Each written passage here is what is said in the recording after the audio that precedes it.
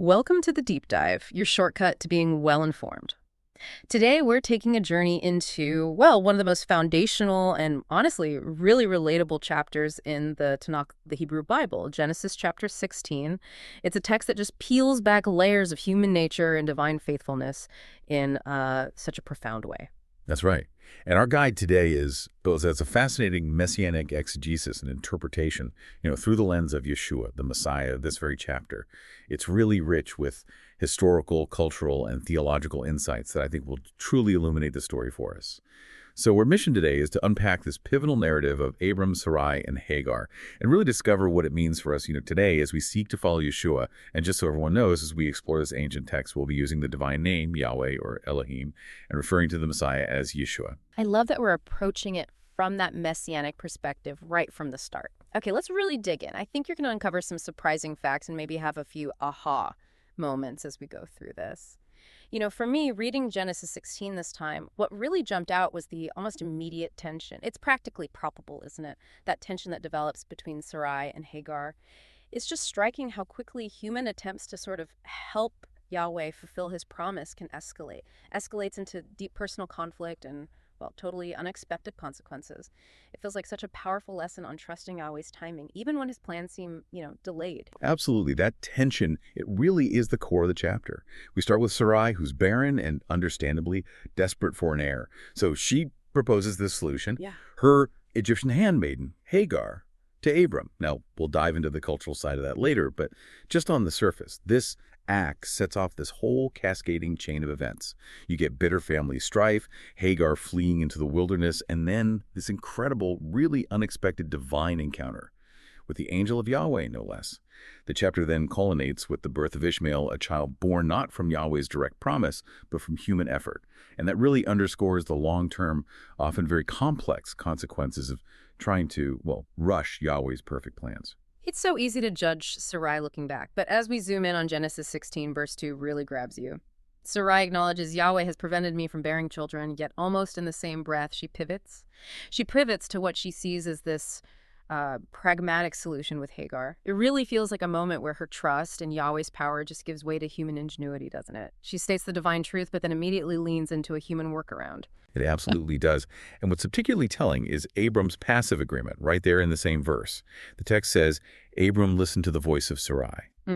That detail is incredibly significant and, frankly, a bit chilling when you think about it. It draws this direct parallel to Genesis 3, where Adam listened to the voice of his wife Eve, which led to humanity's fall.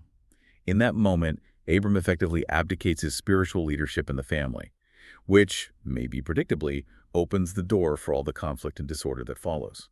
It's subtle, but wow, profoundly impactful, wouldn't you say? Wow, I'd never consciously connected Abram listening to Sarai directly to Adam and Eve like that. That's a genuine aha moment. It really shows how easily we can fall into those old patterns when we get impatient, doesn't it?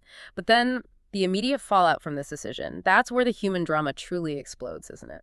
Genesis 16, verses 4 through 6, they detail Hagar, now pregnant, holding Sarai in contempt. And Sarai, in turn, shifts all the blame onto Abram. It's a very quick descent into chaos within the family. It is, and it's just full of hidden meaning.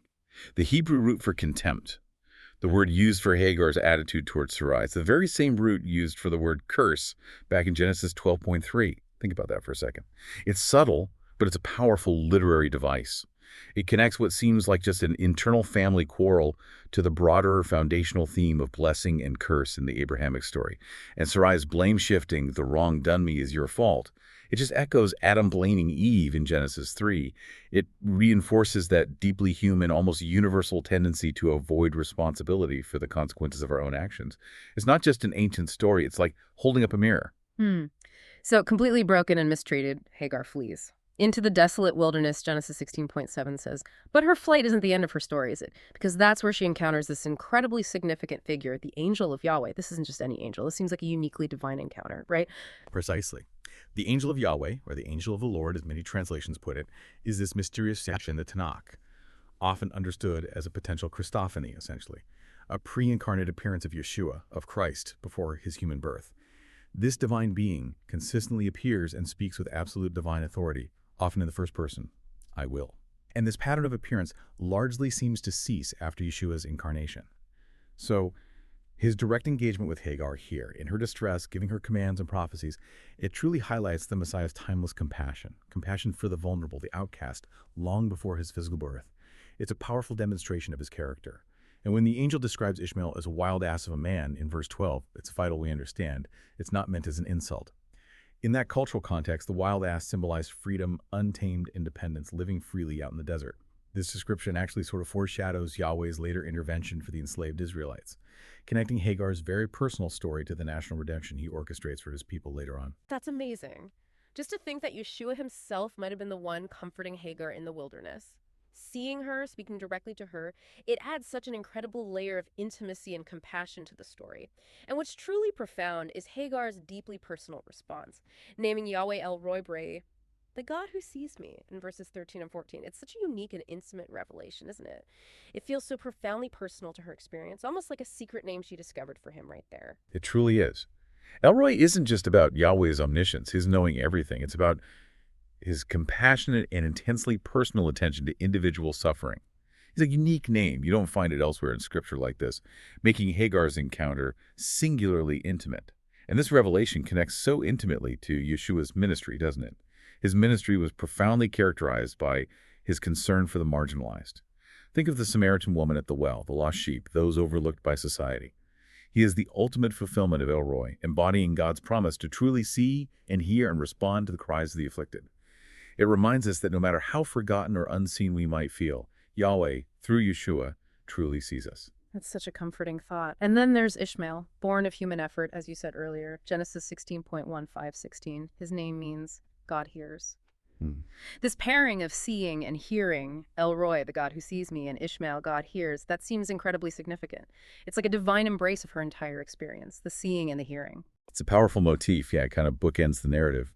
These divine attributes, to see and to hear, they underscore Yahweh's perfect perception, contrasting it sharply with human myopia and often our deafness to his will. The angel hears Hagar's affliction, leading to her son being named God hears, while Hagar names God the God who sees me in response to his seeing her plight. It profoundly reminds us that even when we feel like we're failing to see or hear Yahweh's plan for our lives, he always sees and hears us in our need. This deep dive really highlights something crucial from the Brit Chadashah, what many know as the New Testament, specifically Paul's interpretation of Hagar and Sarah.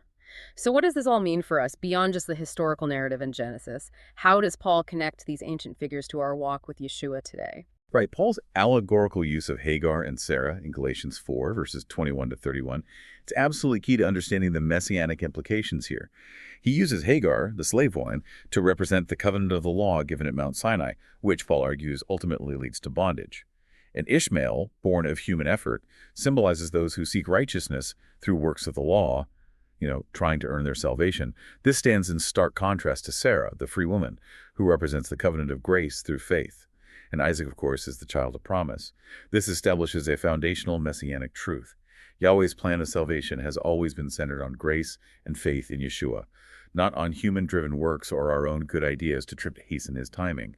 It's a profound reminder that we are children of the promise, not of legalistic striving. That's a powerful distinction, and it feels so relevant to the struggles we still have today, doesn't it? And thinking about the Tanakh, the Hebrew Bible, are there other stories that echo this tension between divine promise and human action, or maybe Yahweh's compassion for the afflicted? Because it feels like a recurring theme. It definitely is.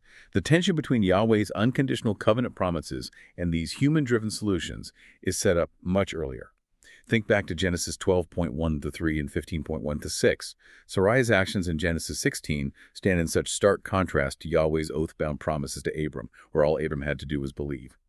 Then we see the pattern of surrogacy as a recurring source of family strife again in Genesis 30, verses 1-8, with Rachel and Bilhah. It shows it almost always leads to conflict and heartache. And the language of Yahweh, hearing the groaning of Israel in Egypt in Exodus 2.23-25, that directly echoes his compassion for Hagar, whose son Ishmael means God hears. It powerfully links Hagar's personal story to Israel's national redemption from slavery.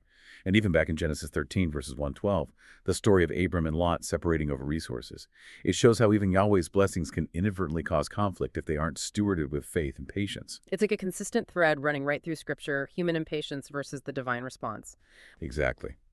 And looking to the Brit Chadasha again, Romans 8.28 beautifully reinforces that even in our human failure and impatience, Yahweh works all things together for the good of those who love him. He weaves events like those in Genesis 16 into his ultimate purposes. And Hebrews 11.11 actually praises Sarah's faith, confirming that Yahweh honored her despite the detours and her moments of doubt, which just shows his unwavering faithfulness to his promise. Okay, to really understand the characters' motivations here, we need to step back and consider the world they lived in, right? What do ancient customs tell us about Sarai's decision to give Hagar to Abram? It must have seemed like a logical step back then, maybe even a widely accepted solution. It would have, absolutely. The practice of a barren wife giving her handmaiden to her husband to bear children wasn't unique to the biblical narrative at all. It was a widely recognized and, well, lawful custom in the ancient Near East. Legal documents like the Code of Hammurabi, the Nuzi tablets, they confirm this. They even had stipulations that if the handmaiden became insolent, the mistress had the right to discipline her, sometimes quite severely. So from a purely legal or cultural standpoint, Sarai's actions were understood, permissible. However, and this is crucial, the biblical narrative subtly critiques this. It frames her actions not as just a legitimate exercise of her legal rights, but actually as a moral failure, driven by impatience and pride. It emphasizes the crucial difference between what's legally permissible in a culture and what truly aligns with Yahweh's perfect will and timing. That's a really important distinction and a powerful lesson for us today. It challenges us to look beyond just what might be socially acceptable and ask, is this truly Yahweh's way? Yeah. Are there any insights maybe from the Hebrew language itself that deepen our understanding of these characters or events? There certainly are. The name Hagar itself possibly means flight, or maybe stranger, which prophetically describes her status as an outcast and a refugee. Ishmael, as we noted, means God hears, directly linking him to Yahweh's compassionate encounter with his mother.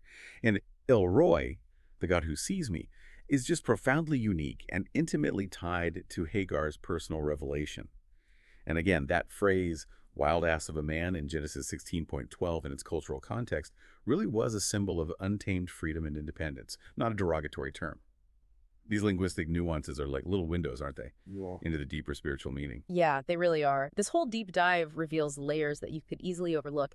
What are some of those maybe hidden details that truly enrich the story for us, things we might skim over on a first read? Well, one subtle but I think important detail is Abram's passivity in this chapter.